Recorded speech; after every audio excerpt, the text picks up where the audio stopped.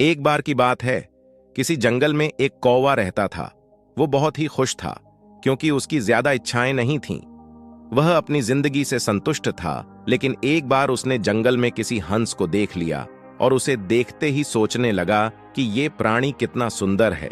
ऐसा प्राणी तो मैंने पहले कभी नहीं देखा, इतना साफ और सफेद।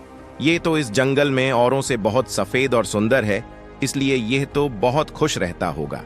कौवा हंस के पास गया और पूछा, भाई तुम इतने सुंदर हो, इसलिए तुम बहुत खुश होगे?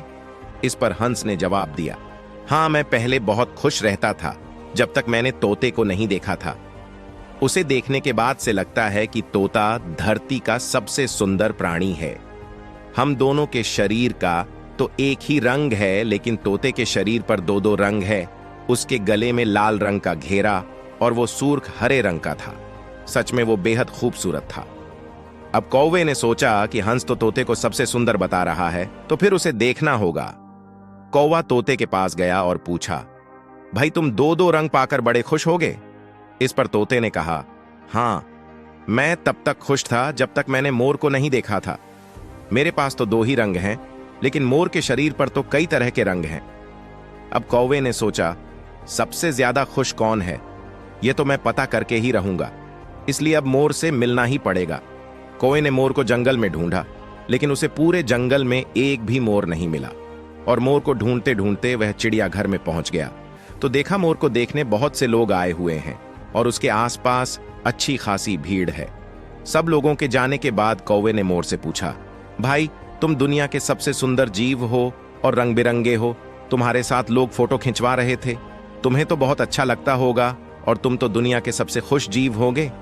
इस पर मोर ने दुखी होते हुए कहा, भाई अगर सुंदर हूं तो भी क्या फर्क पड़ता है, मुझे लोग इस चिड़ियाघर में कैद करके रखते हैं, लेकिन तुम्हें तो कोई चिड़ियाघर में कैद करके नहीं रखता और तुम जहां चाहो अपनी मर्जी से घूम फिर सकते हो।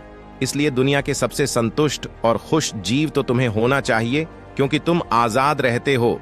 कौवा हैरान रह गया क्योंकि उसके जीवन की अहमियत कोई दूसरा बता गया। दोस्तों, ऐसा ही हम लोग भी करते हैं। हम अपनी खुशियों और गुणों की तुलना दूसरों से करते हैं, ऐसे लोगों से जिनका रहन सहन का माहौल हमसे बिल्कुल अलग होता है। हमारी जिंदगी में बहुत सारी ऐसी चीजें होती हैं जो केवल हमारे पास हैं, लेकिन हम उसकी अहमियत समझकर खुश नहीं होते। लेकिन दूसरों की छोटी खुशी भी हमें बड़ी लगती है, जबकि हम अपनी बड़ी खुशियों को इग्नोर कर देते हैं।